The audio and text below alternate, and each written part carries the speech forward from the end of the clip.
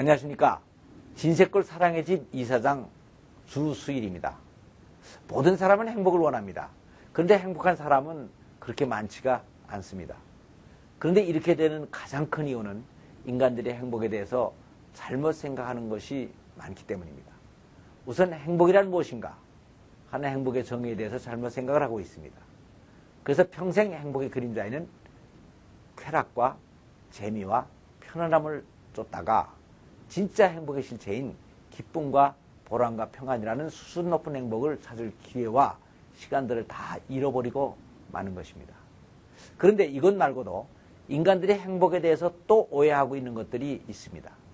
그것은 바로 누가 나를 행복하게 해주는가 하는 것에 대한 오해입니다. 그런데 여기까지는 지난주에 이미 말씀을 드렸습니다. 그래서 오늘 여기서는 또 행복에 대한 또 다른 오해에 대해서 말씀을 드리겠습니다. 그것은 인간은 언제 어디에서 행복을 느끼게 되는가 하는 것입니다. 사람들은 행복은 주로 돈을 벌 때나 권력이나 명예를 얻을 때 느껴진다고 생각을 합니다. 그래서 사람들은 돈이나 명예를 얻기 위해서 최선의 노력을 다합니다. 그러나 이렇게 소유해서 얻어지는 행복은 그렇게 강력한 것도 아니고 또 오래 가지도 못하는 것입니다. 그래서 여기에서 느껴지는 행복은 수준 낮은 행복이나 행복의 그림자라고 얘기할 수가 있는 것입니다. 그렇다면 행복의 실체인 수준 높은 행복은 언제 어디에서 느껴지는 것입니까? 수준 높은 행복은 번 돈을 나누고 쓸 때에 얻어지는 것입니다. 그런데 돈을 벌 때에도 행복한 것은 사실입니다. 그렇다면 이 행복은 또 무엇입니까? 그것은 마치 신김칫국을 보면 먹기도 전에 입에서 침이 나오는 일종의 반사작용과 같은 것입니다. 그러니까 이것은 돈을 쓸 때를 상상해서 기뻐지는 것입니다. 그러니까 만약 돈을 벌어서 쓰지 않고 평생 동안 통장에 넣어놓고만 있어라 라고 얘기를 한다면 돈을 버는 것이 그렇게 큰 기쁨이 될 수가 없는 것입니다. 그러니까 우리들이 돈을 버는 것을 잘 벌어야만 되지만 쓰는 것도 잘 써야 되는 것입니다. 그런데 사람들을 보면 100만 원이라는 많은 돈을 하룻밤 유흥비로 다 날려버려서 10만 원의 가치도 없이 써버리는 사람이 있는가 하면 단돈 10만 원이라는 돈을 생명을 구하는 데 사용해서 100만 원 이상의 가치가 되게 사용하는 사람이 있습니다.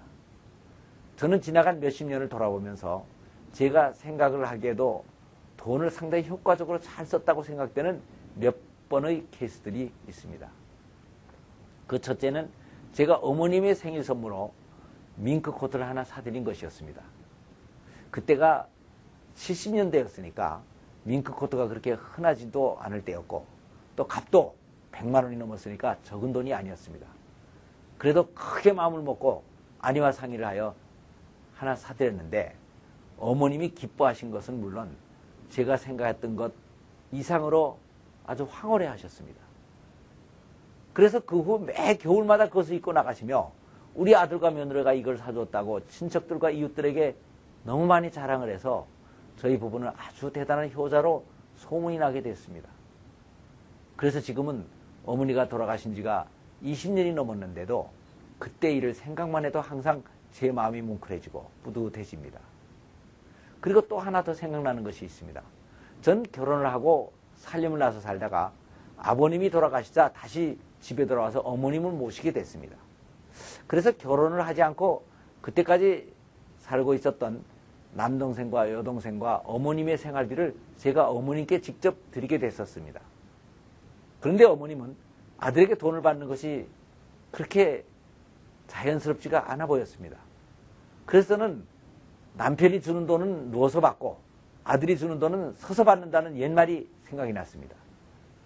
그래서 아내와 어머님을 좀 편하게 하는 방법을 상의했습니다.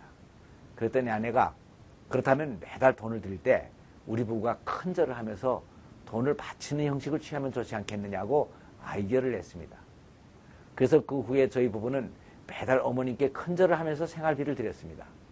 그랬더니 어머님은 이모들에게 가서 어찌나 자랑을 했던지 이모들이 또 이것을 너무 부러워하니까 저희 이종사촌들이 저에게 와서 형님은 그 자꾸 이상한 짓을 많이 해서 우리들 입장만 곤란하게 하시오 하면서 핀잔조의 농담들을 하게 됐었습니다.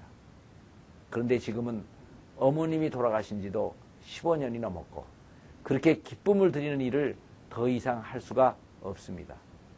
그래서 그때 일은 지금 생각을 해도 너무 잘한 일이라는 생각이 듭니다. 그래서 요새도 가끔 아내에게 내가 당신에게 평생 고마운 것이 하나 있는데 그것은 바로 나를 효자로 만들어준 것이오 하고 말을 하게 됩니다. 그리고 지금 저희 사회복지법인 사랑의 집에서는 복지관을 운영하고 있습니다. 그래서 매년 5월 가정의 달이 되면 무위탁 노인들을 초빙하여 경로잔치를 벌립니다. 그런데 여기에는 저희 복지관만이 가지는 특별한 순서가 하나 있습니다. 그것은 어르신들에게 용돈을 드리는 순서입니다.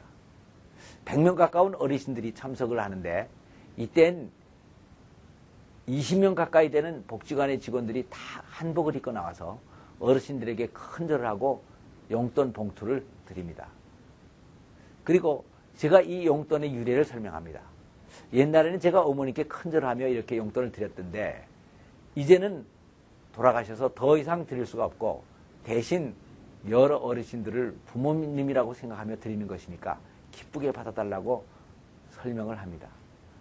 그러면 무슨 돈 봉투를 돌리나 하고 이상하게 생각을 하셨던 어르신네들도 눈물을 글썽이며 기뻐합니다. 물론 이렇게 하는 데에는 200만 원 정도 이상의 돈이 들어갑니다. 그러나 이 돈은 제가 1년에 한 번씩 쓰는 돈 중에서 가장 보람있게 쓰는 돈 중에 하나입니다.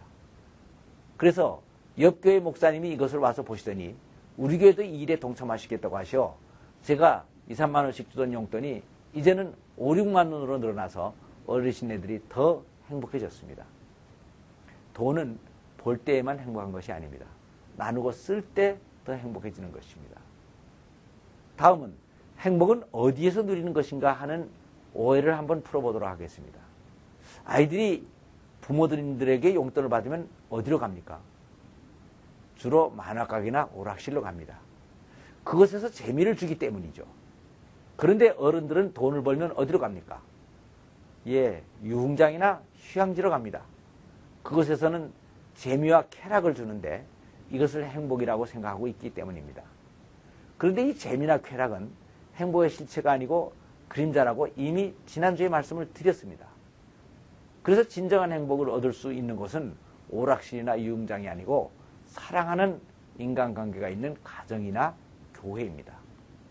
가정에는 부부가 둘이 연합하여 한 몸을 이루는 깊은 사랑의 관계가 있습니다. 그리고 다음은 부모 자식 간의 관계가 있어서 부모가 자식을 낳고 기르면서 인생의 그 어느 곳에서도 누릴 수 없는 큰 기쁨과 보람을 누리게 됩니다.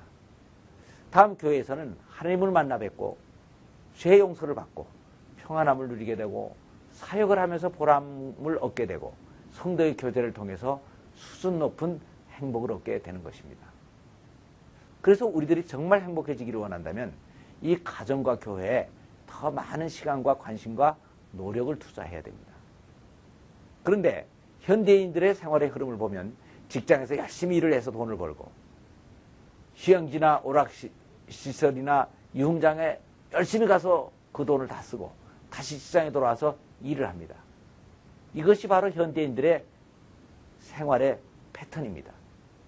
그래서 가정과 교회엔 더 이상 투자할 시간이 없는 것입니다. 이것이 바로 그림자만 쫓아다니다가 결국 행복의 실체는 잡지를 못하는 현대인들의 허탈한 현실인 것입니다. 감사합니다.